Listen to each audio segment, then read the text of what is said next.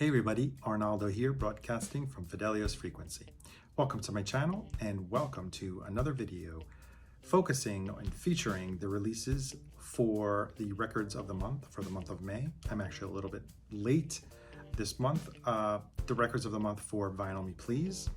And before we talk about the two releases that I'll be featuring in this video, which are in the Essentials category as well as the add-on for May rock category, I'd like to mention the other categories and the other selections of the month. In the classics category, the self-titled album by Don Blackman.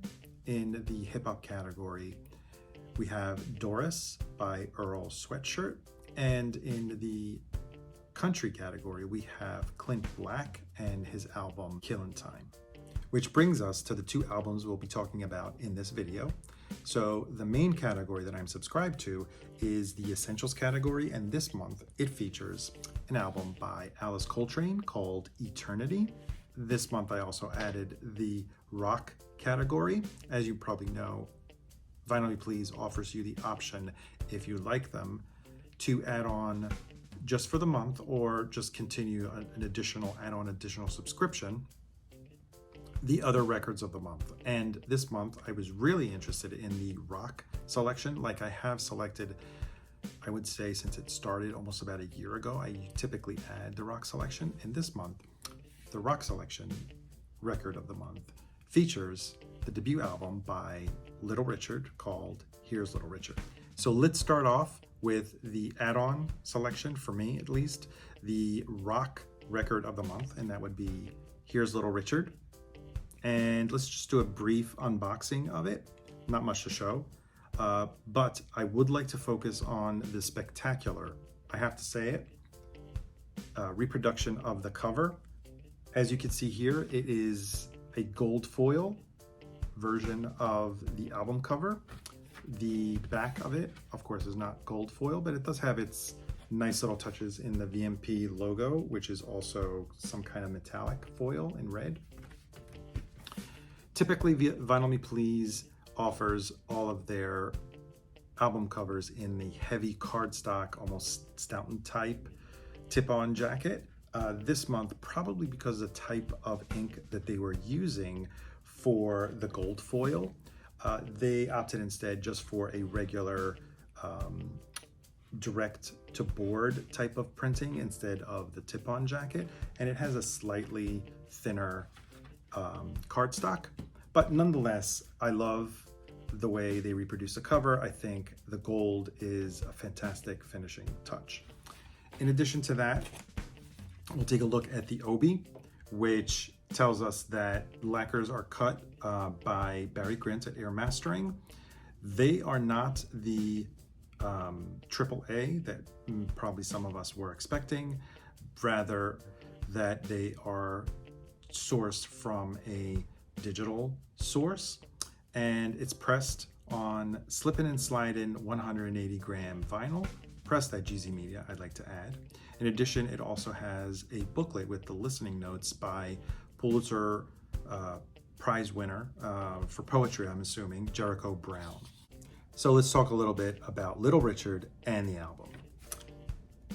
Richard Wayne Penniman, born in Macon, Georgia, is considered the architect of rock and roll. And maybe let's go a little further. I want to say if there are any founding fathers of rock and roll, for sure, Little Richard should be one of them. Not only did he influence with his singing style, his writing, his performing skills, his piano skills, his vocal skills, rock and roll, he also influenced soul and funk, and probably was an inspiration to so many other great artists. Contemporaries like Elvis Presley, Buddy Holly, Jerry Lee Lewis interpreted and covered his songs. He was a mentor, let's just say it, to the Beatles in a certain way.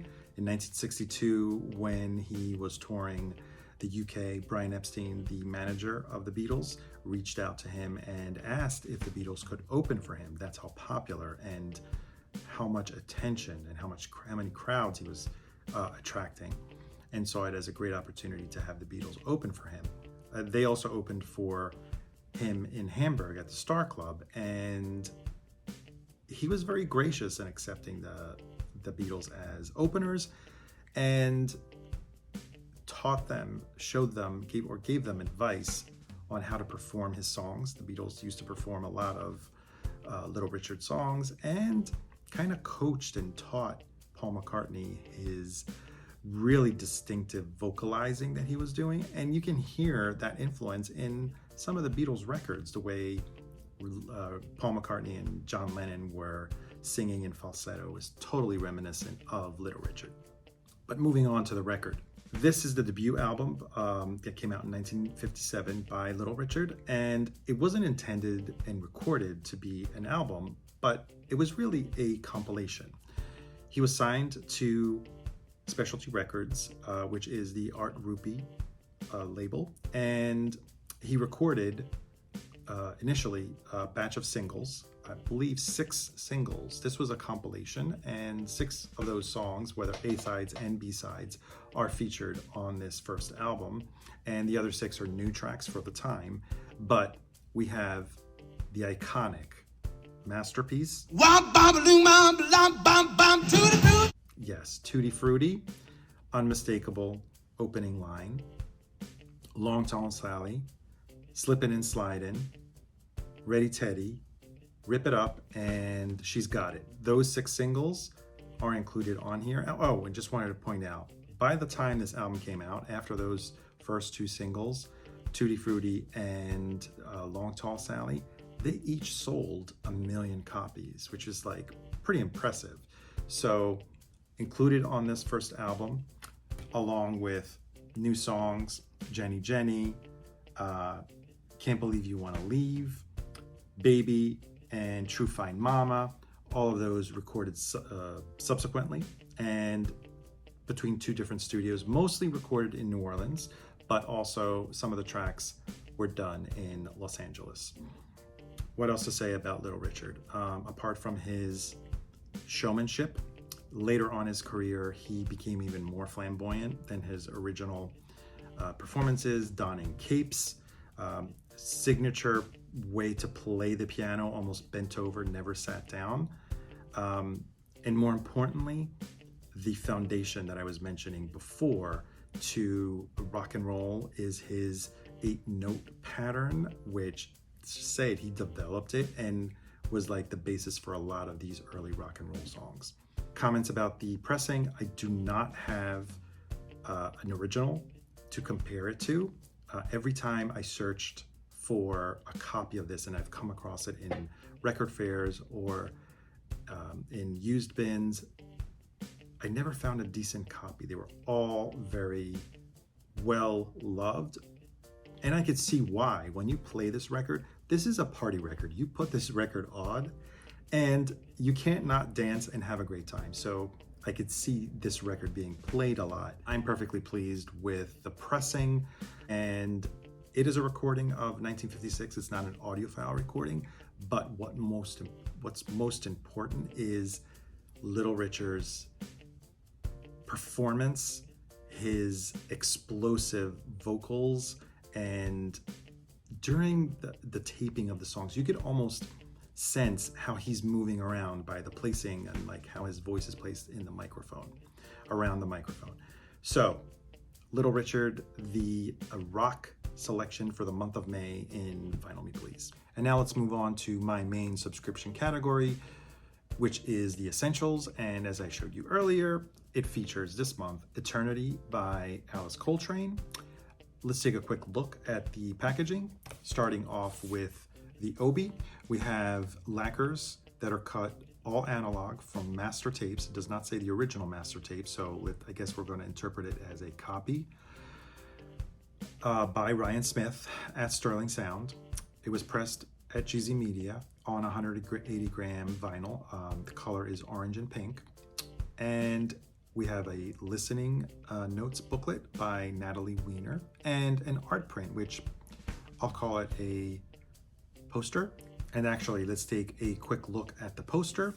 which is black and white, a beautiful picture of Alice Coltrane. As some of you may know, she plays the harp, and this is, I think, a very beautiful picture of it.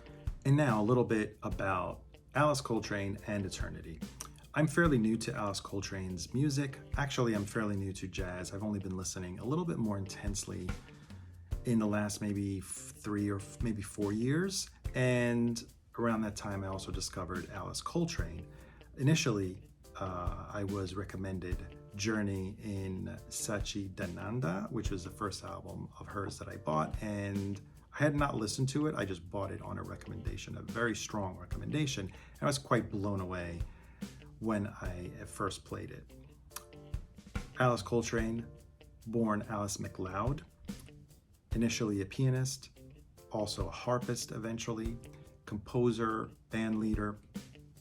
While playing in various jazz ensembles, she meets John Coltrane, marries in 1965, is with him until his death in 1967, and actually during that time period she was part of John Coltrane's band. She replaced McCoy Tyner as a pianist. After John's death, she was introduced to a yoga guru to help her with her grieving process. She was undergoing a lot of trials in terms of physical as well as emotional after John's death and being a single mother.